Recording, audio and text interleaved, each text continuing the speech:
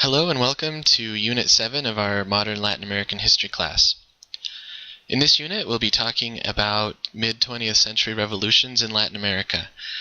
Principally, we'll be looking at the Guatemalan Revolution of 1944 and the Cuban Revolution of 1959. We'll also be looking at ways in which the Cold War impacted U.S.-Latin American relations during the period, especially following World War II. So as the Cold War broke out between the United States and the Soviet Union, a lot of different proxy nations took sides behind one or the other. The world, in terms of the idea of superpowers, became a bipolar sort of political atmosphere. You're either on the side of the Soviets or the side of the Americans. At least that's the way that the situation was framed in the United States and the Soviet Union. As we'll see in cases such as that of Guatemala, however, a lot of other nations wanted to forge their own path.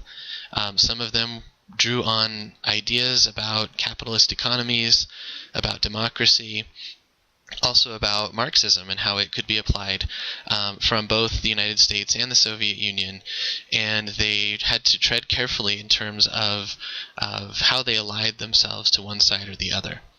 So in the case of the Guatemalan Revolution, we'll see Juan José Arevalo come to power in that country's first democratically held election in over a century, really that brought Jacobo Arbenz to the presidency, and we'll see that his moves toward the nationalization of land and the expropriation of certain lands in order to give them to the Guatemalan people struck the ire of U.S. policymakers because his actions smacked of communism, but also because his actions directly impacted the bottom line of the United Fruit Company that dominated the economy in Guatemala.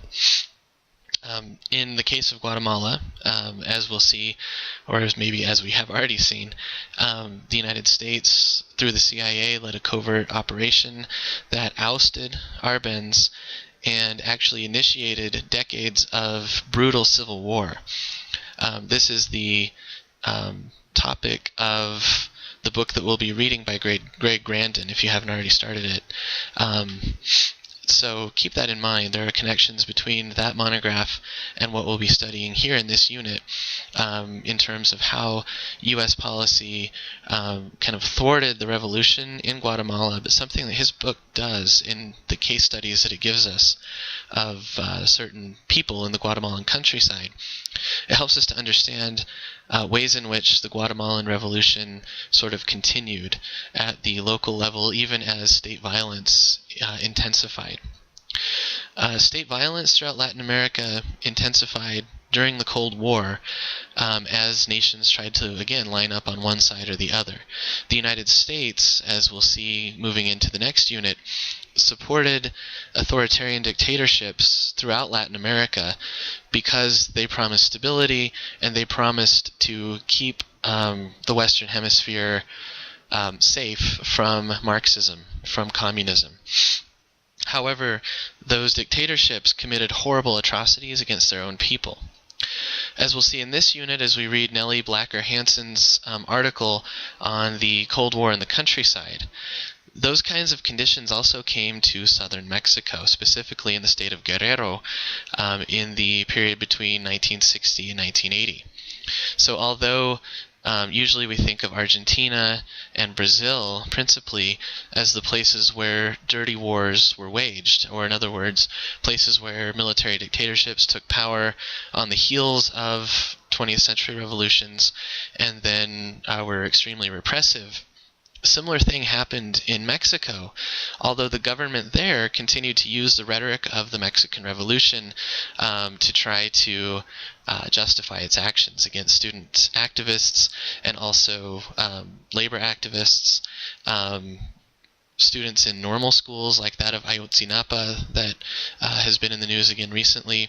And so if you missed Dr. Blacker Hansen's talk a couple of weeks ago, her article is a good way to get the historical background of the struggles that are continuing to take place in the state of Guerrero in Mexico, and how they have their roots in the Mexican Revolution, but also in this period on the heels of the Cuban Revolution. Something about the Cuban Revolution that she gets into in her article is that it has been very pervasive in the historiography of this period in Latin American history. So in other words, movements like those labor movements and student movements in Mexico in the 1960s were often framed in terms of, oh, they're just being influenced by the Marxist guerrillas in Cuba, that the Cuban Revolution spurred all these kinds of things. However, as she shows, in Mexico, local concerns, regional concerns, the desire to have decent living conditions, to have an education, to have access to the political system on the terms laid out in the Mexican Revolution, those things were much more prominent in the thinking of activists in Mexico than was the Cuban Revolution. That's not to say that they didn't kind of take ideas from the Cubans where they could, but to think that it was just an outside infiltration of Mexican activism from Cuba, as the state often put it, is also going too far. So keep all these ideas in mind as you move through this unit. As always, if you have any questions, please let me know, and I hope you enjoy Unit 5.